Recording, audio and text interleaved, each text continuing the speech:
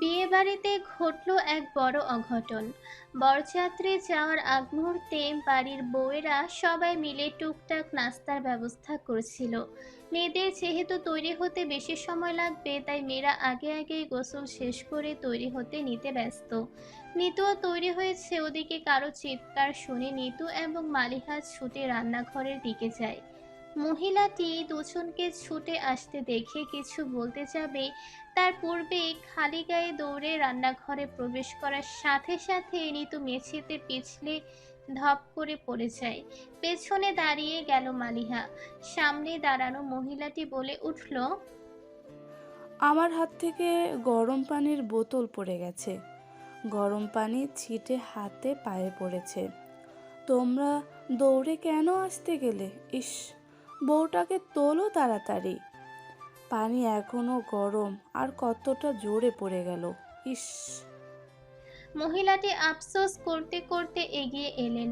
এদিকে নিতু প্রচণ্ড জোরে আঘাত পাওয়ায় চোখ বন্ধ করে বসে আছে। মালিহা পেছন থেকে হাত বাড়িয়ে দিল নিতুর দিকে। কণ্ঠ খাদে নামিয়ে বলল, উঠে এসো নিতু, খুব জোরে লেগেছে না? নিতু চোখ খুলল। জোরপূর্বক হেসে বলল, তেমন লাগেনি ভাবি। দেখি উঠে এসে তো। ইস, ভিজে গেল তো শাড়িটা। দুজনে মিলে নিতুকে ধরে দাঁড় করালো। দাঁড়া হতেই নিতু বুঝলো হাত এবং হাঁটুটা খুব জ্বলছে। দুই হাত সামনে নিতেই দেখলো হাতের তালু লাল হয়ে গেছে। কান্না পেয়ে গেল নিতুর। কোমরেও হালকা ব্যথা অনুভূত হচ্ছে। খুব কষ্টে রান্নাঘরের বাহিরে পা রাখলো সে। হাঁটুতে একটু টান পড়লেই। ভিডিওর এই পর্যায়ে আপনাদের জানাতে চাই এক নতুন ও মজাদার অনলাইন ক্যাসিনো সম্পর্কে, যার নাম বানজাইবেট। কেন বানজাইবেট আলাদা? এতে রোজ লক্ষ লক্ষ মানুষ খেলছে এবং প্রতিদিন প্রচুর নগদ অর্থ জিতছে। এখানে রয়েছে 3 লক্ষের অধিক active player. Aviator, crazy time, fasket time, coin flip, sweet bonanza, poker, slots, live casino সবই এখানে আছে এবং খুব শীঘ্রই স্পোর্টস গেমও যুক্ত হবে। এছাড়া বিকাশ, নগদ এবং রকেট দিয়ে তাড়াতাড়ি ডিপোজিট ও উইথড্র করতে পারবেন। এরই সাথে 24 ঘন্টা সপ্তাহে 7 সাপোর্ট তো থাকছেই। তাই এখনই নতুন অফারে অংশগ্রহণ করুন। নিচের পিন কমেন্টে ক্লিক করে সাইন আপ করুন এবং প্রোমো কোড ব্যবহার করুন। প্রথম ডিপোজিটে 100% ওয়েলকাম বোনাস এবং 25,000 টাকা পর্যন্ত বোনাস প্লাস 200টি ফ্রি স্পিন পাবেন। এই সুযোগ মিস করবেন না। এখন চলুন গল্পে ফেরা যাক। বাহিরে পা রাখলো সে। হাঁটুতে একটু টান পড়লেই ব্যথা লাগছে। উৎস নিচের ওয়ালেট নিয়ে নিতুর কাছে আসছিল। ড্রয়িং রুমের দুইজন নিতুকে ধরাধরি করে রুমের দিকে নিয়ে আসছে দেখে আশ্চর্য হলো। সেদিকে এগিয়ে গিয়ে ব্যস্ত গলায় শুধালো, কি হয়েছে? ওকে ধরে আনতে হচ্ছে কেন? নিতু ছলছল চোখে তাকালো উৎসের দিকে। নিতুর চোখের দিকে তাকাতেই বুকের মধ্যে হঠাৎই খচখচ করে উঠল উৎসের। পাশে থেকে মহিলাটি বলে উঠল, আপনার বউ পড়ে গেছে আব্বা। আমার গায়ে গরম পানি ছিটে আসায় চিৎকার দিয়েছিলাম। দৌড়ে যাওয়ার সময় পানিতে পিছলে পড়ে গেছে। কোমর আর পায়ে জোরে লেগেছে। উৎস কিছুক্ষণ অসহায় চোখে নিতুর দিকে চেয়ে রইল। তারপরে নরম গলায় বলল, কোনো রুম ফাঁকা আছে? মালিহা হ্যাঁ সূচক মাথা নেড়ে বলল, হ্যাঁ, রিসার রুম ফাঁকা আছে। ও তো ওর রুমে তেমন কাউকে অ্যালাউ করে না। রেডি হওয়ার পর নিজের রুমেই বসে আছে। বিয়েতে যাওয়ার সময় তো নক করে যাবে। উৎস নিতুর হাতটা ধরে আলগোছে কোলে তুলে নিল। মালিহার পাশে দাঁড়ানো মহিলাটি হয়তো কিঞ্চিত লজ্জাও পেল। আঁচল দিয়ে মুখের কিছু অংশ ঢেকে নিল। ড্রয়িং রুমের আশেপাশে যারা ছিল তারা সবাই উৎস আর নিতুর দিকে চেয়ে রইল। নিতু এদিকে ওদিকে চেয়ে দেখতেই নিজেরও এই পরিস্থিতিতেই লজ্জা লাগলো। অস্পষ্টভাবেই বলে উঠল, সবাই দেখছে, ভাবেই ধরে নিয়ে যেত রুম অবধি। আমার সেরকম কিছু হয়নি। চুপ, আর কোনো কথা না। ভাবি রিশাকে একটু বলুন রুমে যদি কেউ থাকেও তবুও যেন রুমটা খালি করে দেয়। আমি নিতুকে ওখানে নিয়ে আসছি। আর বাহিরে গাড়ি সবার জন্য অপেক্ষা করছে। যাদের যাওয়ার কথা সবাইকে নিয়ে বেরিয়ে পড়ুন। শেষাক্ত কথাগুলো মালিহাকে উদ্দেশ্য করে বলল উৎস। নিতুর জন্য রিশার রুমের বিছানা ঠিক করে দিল উৎস। নিতুকে সেখানে শুয়ে দিল। বৌমার এমন দুর্ঘটনার খবর পেয়ে ফরিনা বেগম ছুটে এলেন বাহিরে থেকে। বাড়ির কয়েকজন এগিয়ে আসতে ছোট রুমটা প্রায় ভর্তি হয়ে গেল। উৎস নিতুকে রেখে রিশার কাছে শুনে ফার্স্ট এইড বক্স আনতে গিয়েছে। ফরিনা বেগম নিতুর কাছে বসে অবিন্যস্ত শব্দে শুধালেন, মা, কোথায় লেগেছে বলতো? খুব জোরে লেগেছে? নিতু দুধারে মাথা নাড়িয়ে বলল, তেমন লাগেনি, সামান্য লেগেছে, সেটা অল্প সময়েই ঠিক হয়ে যাবে। আপনি গাড়ি থেকে নেমে এসেছেন কেন? আমি তো চুপ করে বসে থাকতে বলেছিলাম। ফরিনা বেগমেরও বিয়ে বাড়িতে যাওয়ার কথা ছিল। প্রথমে যাবেন না বলে সিদ্ধান্ত নিলেও সবার জোড়াছড়িতে যেতে রাজি হয়েছিলেন। বাহিরে গাড়িতে গিয়ে বসেছিলেন ও পরে নিতুর খবর পেয়ে ছুটে এসেছেন। এই মুহূর্তে নিতুর এমন কথা শুনে তিনি বলে উঠলেন, আমার মেয়েটার এমন অবস্থা আর আমি বিয়েতে যাব? হ্যাঁ, যাবে। উৎসের কথায় সবাই তার দিকেই ফিরে তাকালো। উৎস এগিয়ে এসে নিতুর পাশে দাঁড়িয়ে বলল, আম্মা, তুমি বিয়ে বাড়িতে যাবে। তোমার এই বয়সে একটু আনন্দের সুযোগ পেয়েছো, সেটা উপভোগ করবে না? আর নিতুর জন্য আমি আছি তো। আমার উপর ভরসা করে নিশ্চিন্তে থাকতে পারবে না? ফরিনা বেগম কিছু বললেন না, শুধু চুপচাপ উৎসের দিকে চেয়ে রইলেন। উৎসের কথায় রিশা সবাইকে নিয়ে কিছুক্ষণের মধ্যেই রুম ছেড়ে বেরিয়েও গেল। উৎসের কথায় ফরিনা বেগমও যেতে বাধ্য হলেন। ছেলের উপর পুরো ভরসা আছে, কিন্তু তবুও নিতুর জন্য দুশ্চিন্তা হওয়া বাদ গেল না। সবাইকে জানিয়ে দেওয়া হলো উৎস যেতে পারবে না। বাড়ির কয়েকজন উৎসকে বোঝানোর চেষ্টা করলো যে তারা নিতুর দেখাশোনা করতে পারবে। সে যে যায়, কিন্তু উৎস কিছুতেই রাজি হলো না। কোথায় কোথায় চোট লেগেছে জানতে চাইলে নিতু সেটার জবাব দেওয়ার পূর্বেই বলে উঠল, আমার তেমন লাগেনি, তুমি শুধু শুধু আমার কথা অতিরিক্ত ভেবে বিয়ের বাড়িতে গেলে না। উৎস নিতুর একদম কাছে এসে বলল।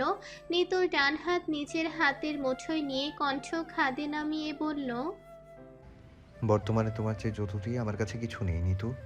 তোমার ব্যথায় সামান্য শব্দটা আমার বুকে বিঁধে, সেখানে আমি তোমার চোখের পানি দেখেছি।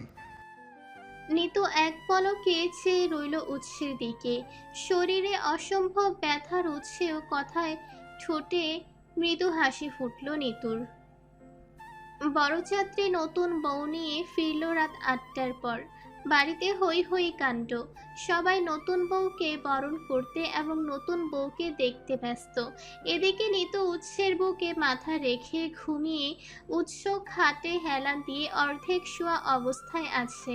নিতুর ব্যথা প্রশমনে যা যা করা প্রয়োজন সেটা করে মাথায় হাত বুলিয়ে দিতে দিতে নিচেও ঘুমিয়ে পড়েছে। বাহিরে সবাই হই হুল্লোড়, ঘুম ভাঙল নিতুর। চোখে জ্বলছে, মাথাটাও ভারী ভারী লাগছে। একটু নড়তে গিয়েই কোমরের ব্যথায় কুঁকড়ে উঠল সে। ঘুম ভেঙে গেল উৎসেরও।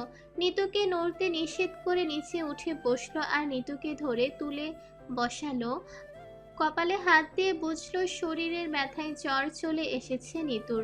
চোখ দুটো কেমন লাল লাল হয়ে আছে।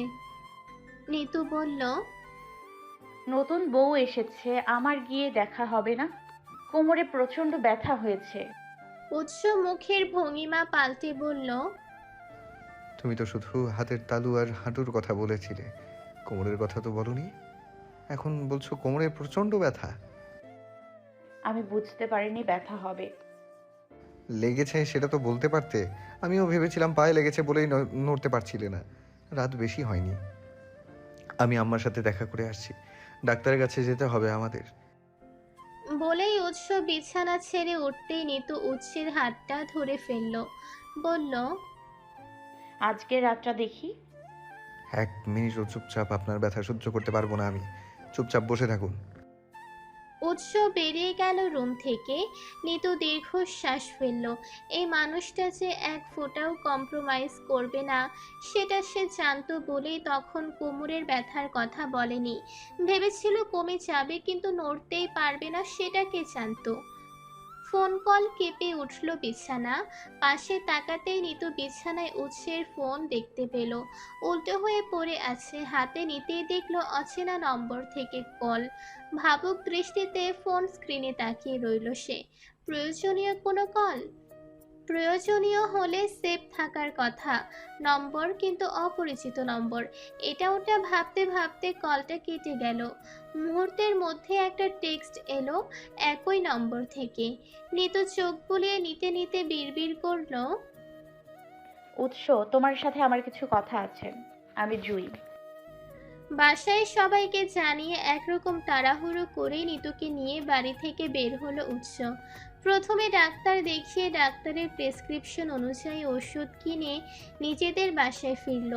জলপট্টি, খাবার, ওষুধ ইত্যাদির পর একটু ফ্রি হলো উৎস। নিতুকে সোফায় বসিয়ে রেখে নিচে টুকটাক রুমটা গুছিয়ে ফেললো যতটুকু অগোছালো ছিল। বিছানা পরিষ্কার করে নিতুকে বিছানায় শুইয়েও দিল। রাত বেড়ে চলেছে। উৎস নিতুর পাশে এসে বসলো। নিতু চোখ বন্ধ করে আছে। উৎস কপালে হাত রাখতেই চোখ খুলল সে। উৎস মৃদু গলায় বলল, এখন কেমন লাগছে? ব্যথাটা হয়তো সকালেই কমে যাবে। নিতু ডান হাতে নিচের কপাল ডলে বলল, এখন একটু ভালো লাগছে। নিতুর মন খারাপ স্পষ্ট না হলেও বোঝার মতো। তবে যে কেউ দেখে ভাববে অসুস্থতায় শরীরের সাথে মনটাও খারাপ। উৎসেরও তাই হলো। নিতুর মুখ মলিন দেখে একবার অসুস্থতা, আবার আরেকবার অন্যরকম কিছু ঘটেছে বলে মনে হচ্ছে তার। মনের দোটানা খুঁজাতে জিজ্ঞাসা করেই ফেলল, তোমার মন খারাপ নাকি অসুস্থতার জন্য এমন দেখাচ্ছে তোমায়? বিয়ে বাড়ি থেকে নিয়ে এসেছি বলে রাগ করেছো আমার উপরে? নিতু কিছুক্ষণ চুপ রইল। ধীরে ধীরে উঠে বসার চেষ্টা করতেই উৎস উঠে বসতে সাহায্য করলো। দুই পা মেলে দিয়ে বসে দুই হাতের আঙুল কিছুক্ষণ নাড়াচাড়া করে মাথা নিচু করে বলল, জুই তোমাকে এখনো ফোন করে? উৎস ভ্রু কুঁচকে শুধালো, আজ হঠাৎ এই প্রশ্ন? উল্টো প্রশ্ন না করে উত্তরটা দাও প্লিজ। তোমার কি আমাকে নিয়ে কোনো কারণে ভয় জন্মালো? আবার প্রশ্ন? নিতু রাগে চোখে তাকাতে উৎস দুই হাত উঁচু করে নিতুকে শান্ত করার উদ্দেশ্যে বলে উঠল, আচ্ছা আচ্ছা, শান্ত হও। উৎস নিতুর দিকে এগিয়ে এসে বসলো আরো কিছুটা। চোখে চোখ রেখে শুধালো, কিছু হয়েছে? নিতু চৌকিতে জবাব দিল, আপনাকে জুই এখনো কল দেয় কিনা আমি শুধু সেটাই জানতে চেয়েছি। শেষ কল দিয়েছিল হয়তো মাস 6 আগে। না, কি না? তার শেষ কল ছিল আজ। অবাক হলো উৎস। ভাঙা ভাঙা শব্দে শুধালো, আজ? হ্যাঁ আজ, ও বাড়িতে থাকাকালীন। রিসিভ করেছিলে? না, রিসিভ করা উচিত ছিল। উৎস দীর্ঘশ্বাস ফেলল। সে বেশ বুঝতে পারছে কোনো এক সমস্যা এখান থেকে তৈরি হতে পারে।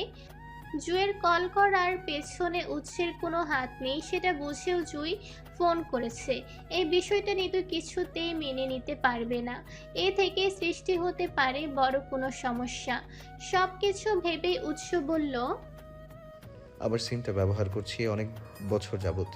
কাজের জায়গায়, আত্মীয়, সব জায়গায় এই নম্বরটা ব্যবহার করা হয়। এমন কিছু জায়গায় যোগাযোগের জন্য দিয়ে রাখা যেখানে আমি আমার নতুন নম্বর পৌঁছে দিতে পারবো না। বাকি রইল জুয়ের কথা। তোমার মনে হয় সে আমার সাথে যোগাযোগ করার চেষ্টা করলেই আমি তাকে সফল হতে দেব? আমাকে এমন মানুষ মনে হচ্ছে যে কিনা প্রাক্তনকে বর্তমান করার কথা ভাববে। নিতু মাথা নিচু করে বলল, আমি সেরকম কিছু বলিনি। মন খারাপ করেছো নিশ্চয়ই। যদি বলো মন খারাপও করনি, তবে আমার ভাবতে হবে তুমি আমাকে ভালোবাসোনি। নিতু মাথা তুলে উৎসের দিকে চাইল। উৎস ফের বলল, ব্ল্যাক লিস্টে জুইয়ের অসংখ্য নম্বর পড়ে আছে। আমি বলতেও পারবো না ঠিক কতগুলো নম্বর আছে সেখানে। আমি নিজের ওপর আস্থাশীল, আশা করব তুমিও ভরসা করবে। জীবনে সুখের সময়ে এরকম দুই একটা হাওয়া বইতে চাইবে, তুমি পাত্তা দিলে সব ধ্বংস করে দেবে, আর পাত্তা না দিলে পাশ কাটিয়ে চলে যাবে। সুতরাং তার কলে মন খারাপ বা ভাবাভাবির কিছু নেই। নিতু স্বস্তির নিঃশ্বাস ফেলল। উৎসের বুকে আলতো করে মুখ গুজে বলল। আমি শুধু আমার উৎস এক হাতে নিতুকে জড়িয়ে নিল, অন্য হাতে মাথায় হাত বুলিয়ে বলে উঠল। অতীত, বর্তমান, ভবিষ্যৎ, সব সময়ে আমি শুধু তোমার। এতটুকু ভরসা অন্তত আমার উপর রাখো। গোটা 2 দিন লেগে গেল নিতুর পুরোপুরি সুস্থ হতে। পায়ের ব্যথা ঠিক হতে একটু সময় নিল। জ্বর গতকাল অবধি হালকা ছিল। পথ্য এবং উৎসের সেবার সব অসুখ 3 দিনের মধ্যেই বিদায় নিল। এই অভিজ্ঞতা নিতুর এবার দিয়ে 2বার। সে এবার নিশ্চিত তার ব্যক্তিগত পুরুষ অসম্ভব যত্ন করতে জানে। নিতু এবং উৎস আজ পুনরায় বিয়ে বাড়িতে যাচ্ছে। দুজনে গাড়ি নিয়ে বের হয়েছে বেশ কিছুক্ষণ আগে। গাড়ি স্বল্প গতিতে এগোচ্ছে, জানালার কাঁচ খোলা, মৃদু হাওয়া আসছে ভেতরে।